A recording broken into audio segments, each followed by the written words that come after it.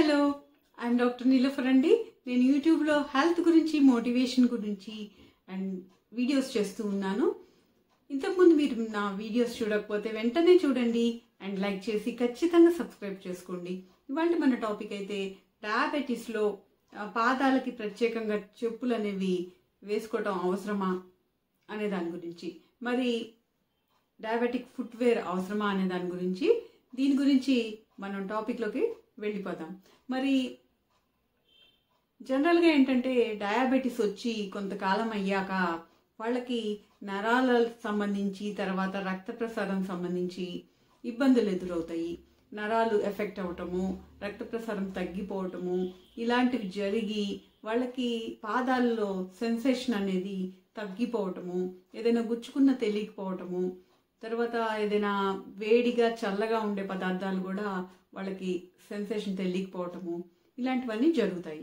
దానివల్ల ఏంటంటే వాళ్ళకి ఒక్కొక్కసారి ఆనెలు రావటము, తర్వాత బొబ్బలు లాంటివి రావటము జరుగుతాయి అన్నమాట.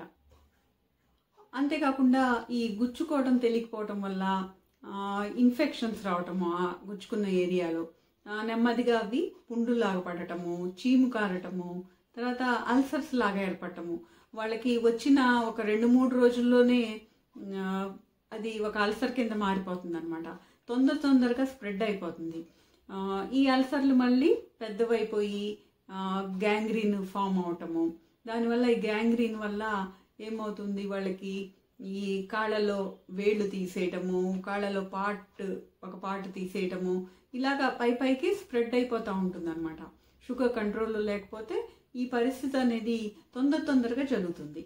కాబట్టి డయాబెటీస్ ఉన్నవాళ్ళు ఏం చేయాలంటే ఈ పాద సంరక్షణ అనేది మొదటి నుంచి చేసుకోవాలి. డయాబెటీస్ వచ్చినప్పటి నుంచి కూడా వాళ్ళు పాద సంరక్షణ అనేది చేసుకోవాలి. మేము మా దగ్గరికి వచ్చే డయాబెటీస్ ఉన్న వాళ్ళకి చెప్తూ ఉంటాం అనమాట.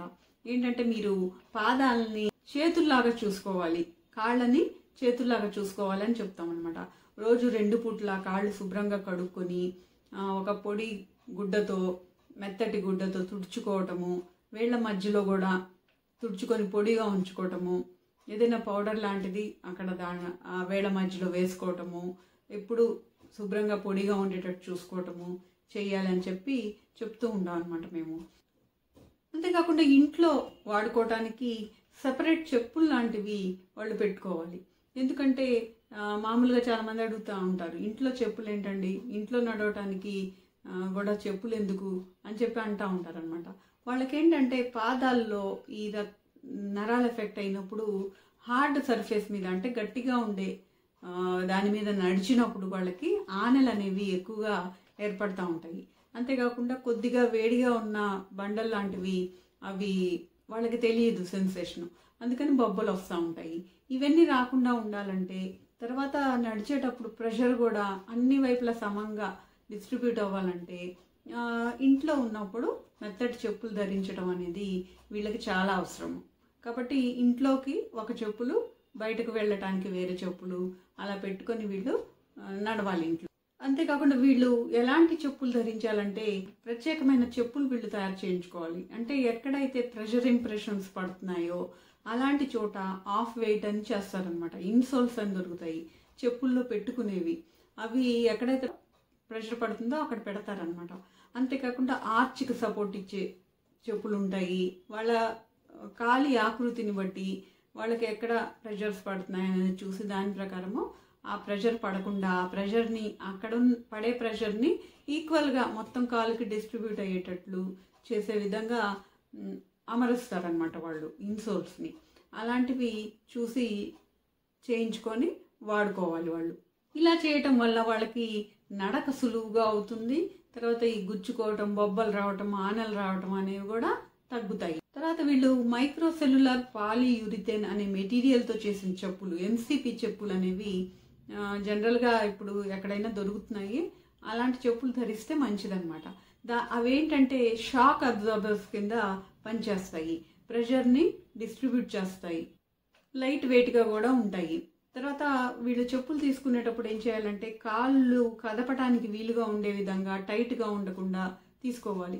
బొటన వేలుని కూడా ఫ్రీగా కదిలేటట్లు అలా టైట్గా ఉండకుండా చూసుకోవాలి. ఎందుకంటే అలాగ టైట్గా ఉండేవి ధరిస్తే మళ్ళీ ఆ చెప్పులు గీసుకుపోయి మళ్ళీ అవి అల్సర్స్ పడి పుండ్లు పట్టము ఇలాంటివన్నీ జరుగుతుంది. కాబట్టి చెప్పులు తీసుకునేటప్పుడు ఈ విధమైన జాగ్రత్తలన్నీ వాళ్ళు పాటించాలి. సో డయాబెటీస్ ఉన్నోళ్ళు చెప్పులు లేకుండా నడవటము అనేది చేయకూడదు. కొంతమంది ఒక్కొక్కసారి ఏంటంటే కొండలు ఎక్కి మెట్లు ఎక్కువ ఎక్కి తీర్థయాత్రలకి అలా వెళ్ళినప్పుడు కూడా ఏం చేస్తారంటే చెప్పులు లేకుండా ఎక్కటము, మెట్లు ఎక్కటము అలాంటివి చేస్తూ ఉంటారు. అలా చేసినప్పుడు వాళ్ళకి కాళ్ళకి బొబ్బలు రావటము, పుండ్లు పట్టడం అనేది జనరల్గా ఆ విధంగా ఎక్కువగా వస్తూ ఉంటారనమాట డయాబెటీస్ ఉన్నప్పుడు. అలాంటివి మానుకోవాలి. చెప్పులు వేసుకొని మెట్లు ఎక్కినా, వేడి బండల మీద నడిచినా కూడా చెప్పులు వేసుకొని నడవాలి వాళ్ళు. అంతేకాకుండా ఎప్పుడు కాళ్ళని పరీక్ష చేసుకుంటూ ఉండాలి.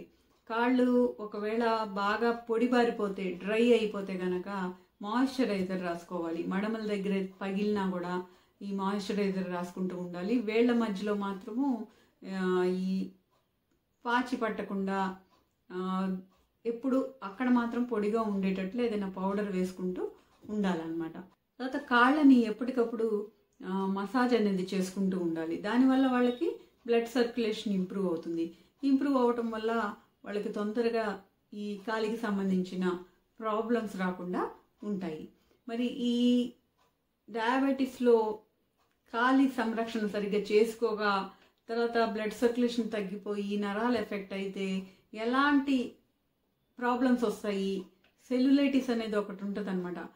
అది అంటే ఎలా ఉంటుంది, అలా వచ్చినప్పుడు దాన్ని ఎలాగా మేనేజ్ చేయాలి, ఎలా కంట్రోల్ చేసుకోవాలి, అసలు దాన్ని ఎలా తగ్గించుకోవాలి అనేది నేను వీడియోస్, ఫొటోస్ చూపించి మనకి రీసెంట్గా ఒక కేసు వచ్చిందనమాట.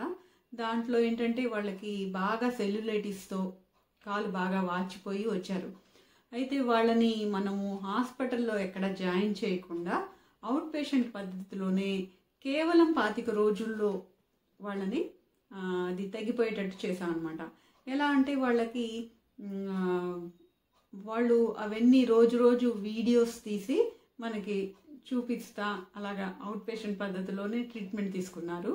వాళ్ళ ఆ వీడియోస్ అన్నీ కూడా దానికి సంబంధించిన వీడియోస్ అన్నీ నా దగ్గరికి వచ్చాక, ఆ ఫొటోస్ అన్నీ వచ్చాక వీడియో తీసి ఈ సెల్యులైటిస్ టాపిక్ గురించి చెప్పి ఆ వీడియోస్ చూపిస్తానన్నమాట.